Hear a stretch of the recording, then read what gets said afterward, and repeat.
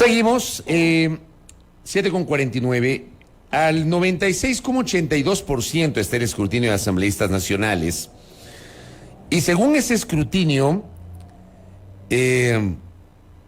van a tener presencia como asambleístas nacionales Revolución Ciudadana, Construye, ADN, Partido Social Cristiano, Actuemos y la Sociedad Patriótica, con el expresidente Lucio Gutiérrez, quien a esta hora es virtualmente asambleísta nacional electo por la Sociedad Patriótica y visita nuestra mesa de trabajo. ¿Cómo le va, ingeniero? Buenos días, muchísimas gracias. Un saludo a todos los amigos que nos están escuchando. Bueno, realmente con mucha responsabilidad, también satisfecho. El trabajo ha sido arduo, durísimo.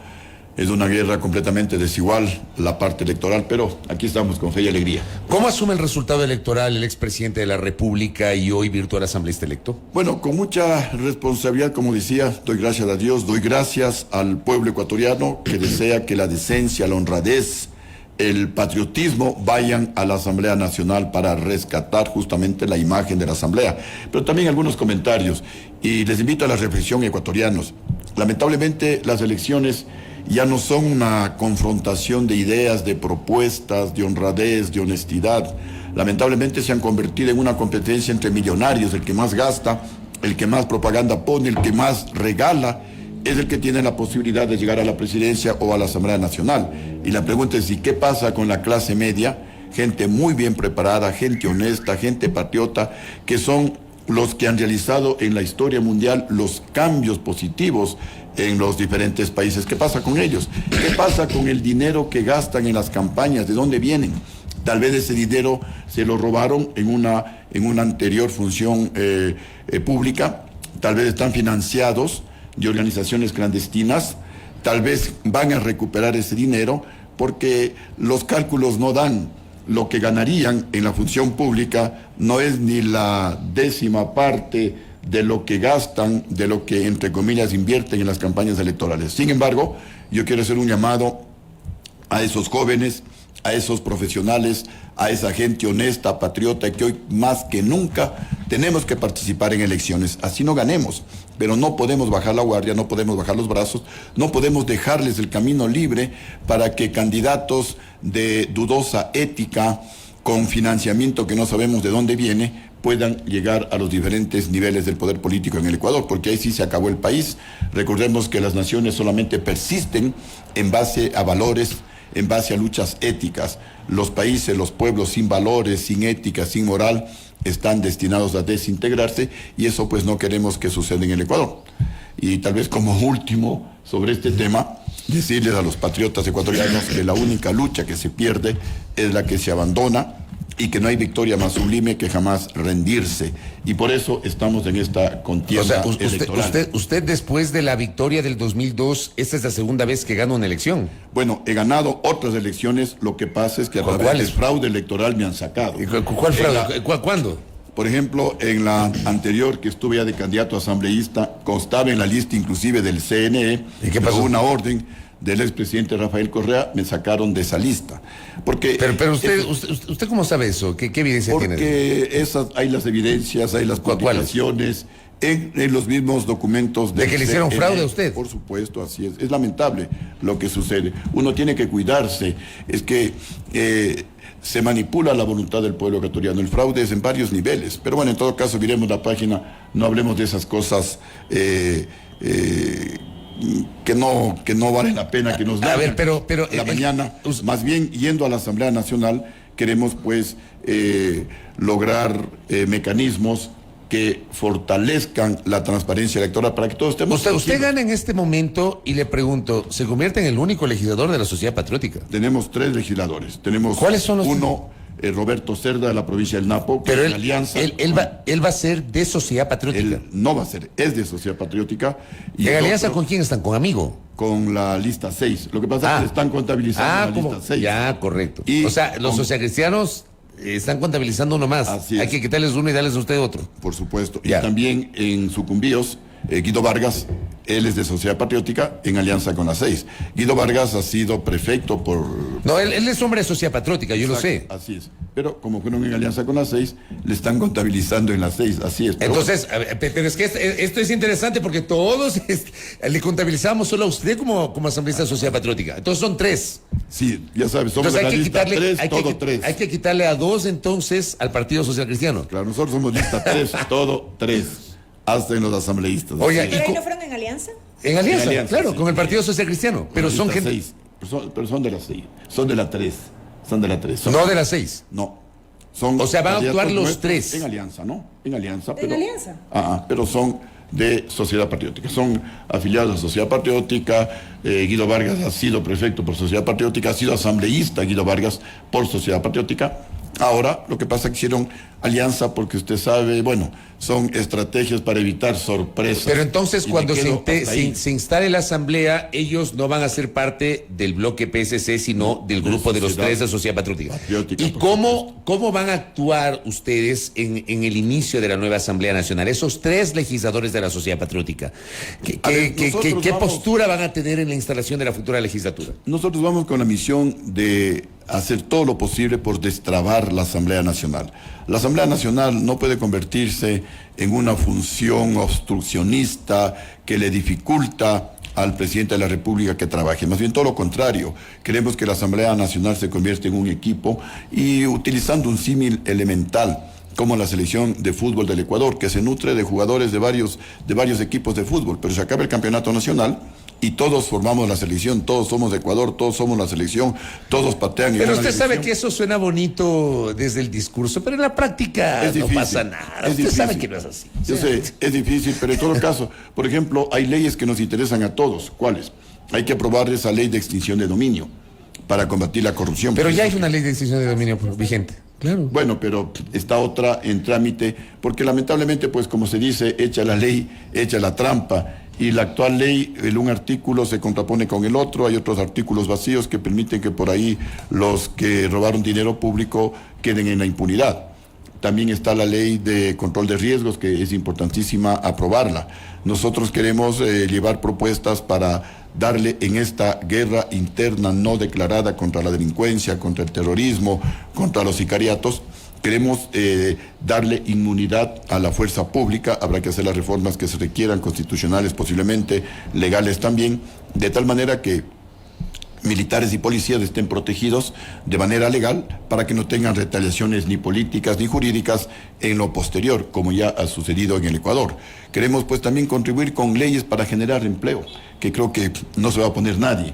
Por ejemplo, convertir al Ecuador en un centro financiero internacional que permita que los bancos extranjeros vengan al Ecuador y en competencia con la banca ecuatoriana bajen drásticamente las tasas de interés a niveles internacionales menores al 3% de interés, para que la gente del pueblo, el emprendedor, el artesano, el taxista, la mujer trabajadora, los vendedores ambulantes puedan hacer créditos baratos que hoy por esos microcréditos les cobran 24, 26, 28% de interés anual. También queremos, mediante ley, convertir al Ecuador en un centro tecnológico internacional para que las empresas de tecnología de punta en el mundo, como Microsoft, Apple, Google, Tesla, etcétera, etcétera, vengan al Ecuador, inviertan en el Ecuador, generen empleo y los jóvenes tengan una oportunidad de trabajo para que no sigan emigrando, para que nuestros talentos, nuestros cerebros no sigan yéndose al exterior, o los jóvenes desesperados porque no tienen empleo caen en las garras criminales de las bandas o de los carteles de la droga. Pensamos que proyectos de esa naturaleza no se van a oponer. Posiblemente sí puede haber dificultades en las otras propuestas. Nosotros queremos eliminar, si es posible, o por lo menos normar el artículo de la Constitución 416, numeral 6, que permite la ciudadanía universal. Porque este artículo se colocó en la Constitución para convertir al Ecuador en lo que es ahora, un basurero de la delincuencia internacional y en un paraíso de los carteles de la droga. Porque con este artículo el Ecuador se convirtió en una tierra de todos y al mismo tiempo de nadie. Vienen acá los integrantes de los carteles de la droga, de las bandas delincuenciales. Hay que reformar la Constitución. Sí, nadie les pregunta que vienen, nadie les pide papeles. Pero va a reformar la Constitución. ¿Usted Vamos. cree que hay que reformar la Constitución? Reformas parciales como esta del principio de la ciudadanía universal, y si no hay cómo hacer esa reforma parcial, por lo menos normar, reglamentar, pedir requisitos, porque no es posible que entren acá al Ecuador todo el mundo. Si la primera potencia mundial, los Estados Unidos, construye hasta un muro para proteger sus fronteras. Acá en el Ecuador, un país pequeño, riquísimo, sí, pero han abierto las puertas de par en par. Eso es ridículo, eso no puede continuar porque está atentando contra la paz, contra la tranquilidad de los ecuatorianos. Luego también proponemos reformar todos los artículos que se opongan a la posibilidad de aplicar la cadena perpetua. Y luego vamos a ir al Código Orgánico Integral Penal a proponer reformas y, por ejemplo, yo sé que esto sí va a generar polémica, pero siempre hay un camino y ya nosotros hemos escogido ese camino si es que no hay posibilidades de trámite en la Asamblea Nacional. Yo creo que mucho de lo que, o en gran medida, parte de lo que usted ha manifestado va a generar polémica, y ahí yo le quiero plantear, va a ser necesario aliarse para que todo esto que plantea tenga eco. Son 3 asambleístas, dice usted, por el Partido Sociedad Patriótica. ¿Cómo va a ser la actuación justamente de ustedes ya en el legislativo? Con miras a lo que será, lo que yo planteaba desde el día de ayer, la conformación de las bancadas legislativas, por ejemplo. ¿Cómo van a actuar? Bueno, primero en equipo los 3, y luego tratar lo que ya mencioné, de formar un equipo de trabajo, pero con límites éticos, sin condicionamientos. Por ejemplo, a Sociedad Patriótica no nos dan el fondo partidario 8 años. 8 años. ¿Con qué argumento? Se inventan cualquier cosa. ¿Cuál es el argumento? Que no se han presentado, que no se han regularizado los balances, ya los regularizamos, que falta ni sé qué cosa, que falta la otra, y se dan las vueltas y no nos entregan 8 años el fondo partidario permanente. Pero ese es un problema de Sociedad Patriótica. No podemos poner en el tapete, les apoyamos en tal ley si ustedes nos apoyan, en que nos entreguen el fondo partidario permanente que por ley, por constitución nos corresponde a Sociedad Patriótica, y de las 7 organizaciones políticas que tenemos derecho a fondo partidario no le entregan a Sociedad Patriótica. Esto lo pongo como ejemplo porque tenemos que en este momento tener desprendimiento todas las organizaciones políticas, porque el país se cae a pedazos.